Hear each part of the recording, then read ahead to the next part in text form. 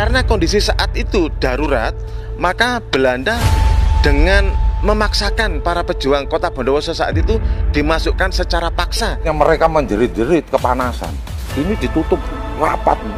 Malah sama orang-orang Belanda itu, biar kamu mampu saja monyet. Monumen Gerbong Maut yang ada di alun-alun Raden Batu Sastra Bondowoso itu adalah replikanya, bukan aslinya.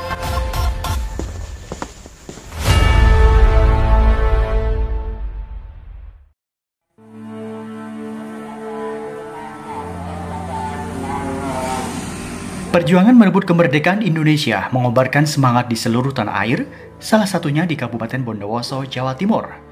Peristiwa Gerbong Maut Bondowoso menjadi bukti sejarah tetes darah para pejuang bagi Bumi Pertiwi. Menapak kembali kilas sejarah peristiwa Gerbong Maut pada tanggal 23 November 1947, saya akan mengajak Anda untuk menggali lebih dalam kisah panjang di baliknya dan fakta-fakta tentang Gerbong Maut. Memang banyak masyarakat yang menyangka itu aslinya, bahwa Gerbong Maut yang ada di monumen di alun-alun itu adalah replikanya. Nah, itu Gerbong 3 ya, GR 10152. Kalau yang aslinya itu ada di Museum Brawijaya Malang. Nah, untuk gerbong yang lainnya itu kita belum bisa memastikan, Mas. Hanya kemarin dari teman-teman kami yang berencana membuat film itu, kami survei memang ya, ada salah satu gerbong yang ada di Surabaya itu, di belakang Gedung Juang itu ya. Tetapi nomor serinya sama, GR 10152. Nah, itu kami nggak tahu tuh mana yang betul. Kemudian gerbong yang gerbong keberapa gitu ya, gerbong 2-nya kalau tidak salah, itu dulu waktu kami survei beberapa tahun yang lalu itu ada, tinggal rangkanya saja, tapi keberadaannya sekarang sudah kita tidak tahu. Nah, satu gerbong yang tidak bisa kami lacak. Nah, untuk lokonya teman-teman kami yang Jakarta itu kemarin yang survei itu loko kecil, yang loko yang mengangkut gerbong dari Situbondo sampai ke Jember itu ada di Museum Kereta Api di Taman Mini Indonesia. Loko itu yang kami tahu ya, tapi itu dari teman-teman ketika kami survei. Gerbong Maut dengan nomor GR 10152 dari masa perjuangan kemerdekaan menjadi koleksi Museum Brawijaya, sedangkan gerbong yang lain masih tidak diketahui keberadaannya hingga saat ini. Saat ini saya berada di Museum Brawijaya, di mana Gerbong Maut yang asli berada di Museum Brawijaya di Kota Malang. Jadi kereta itu kereta uap, Mas. Jadi kereta uap bahan bakarnya itu batu bara atau dalam bahasa Belandanya steenkool dan kayu api. Jadi dia kecepatannya itu maksimal sampai 50 km per jam. Lambat sekali memang, iya. Makanya dia di stasiun kecil itu, kalau Mas perhatikan, ada stasiun Kalisat, stasiun apa itu Kelaka, itu ada corong air dulu. Nah, untuk mengisi lokomotifnya itu, Mas, dengan air. Karena dia keretanya kereta uap. Itu kereta uap. Itu kereta emang buatan Indonesia atau gimana itu, Mas? Buatan Jerman. Belanda membawa ke sini dari Jerman. Oh, itu Mas.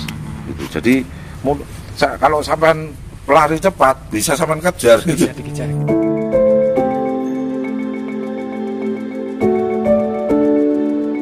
Ketika berangkat dari Bondowoso, keretanya ini lokomotif uap, Mas. Lokomotif uap. Karena kalau lokomotif uap itu dari stasiun kecil dia berhenti.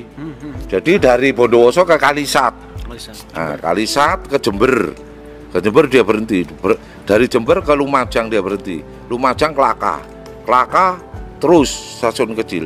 Nah, ketika namanya gerbong barang, ketika dia langsir atau tempatnya, karena ini bentuknya kargo, dia tidak ditempatkan pada langsiran penumpang, dilangsirkan di langsiran barang. Langsiran barang itu tidak tertutup. Wah, akhirnya mereka menjerit-jerit kepanasan. Ini ditutup rapat, menjerit-menjerit itu. Malah sama orang-orang Belanda itu, biar kamu mampus saja maunya, malah dimaki-maki pada saat itu. Yang meninggal itu dibawa ke Sidoarjo untuk dimakamkan, yang sakit payah dan masih hidup direhabilitasi di Rumah Sakit Darmo.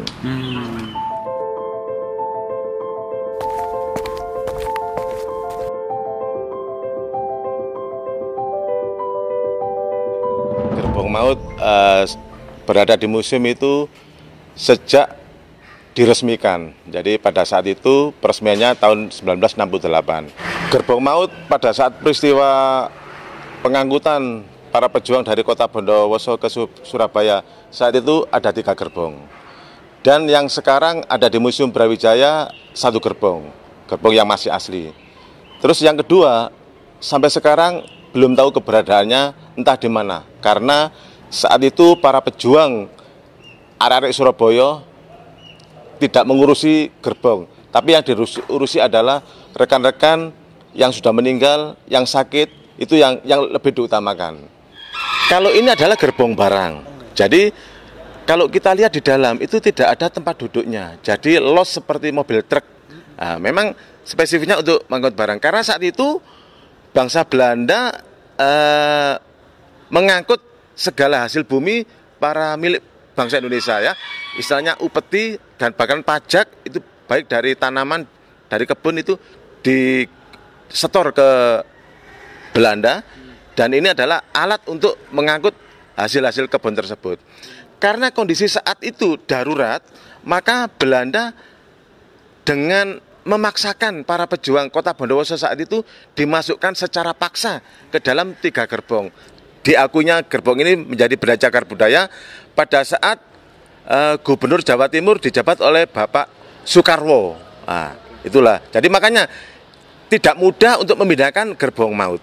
Karena kita sudah punya bukti dari pemerintahan Provinsi Jawa Timur sudah mendapat lisensi atau sertifikatnya itu. Sejarah panjang perjuangan bangsa Indonesia merebut kemerdekaan menjadi ingatan yang tidak akan lekang dalam ingatan anak bangsa. Peristiwa Gerbong Maut memiliki memorinya sendiri untuk selalu dikenang dan dihormati atas pengorbanan para pejuang Indonesia menyelamatkan Sang Pertiwi dari tangan penjajah.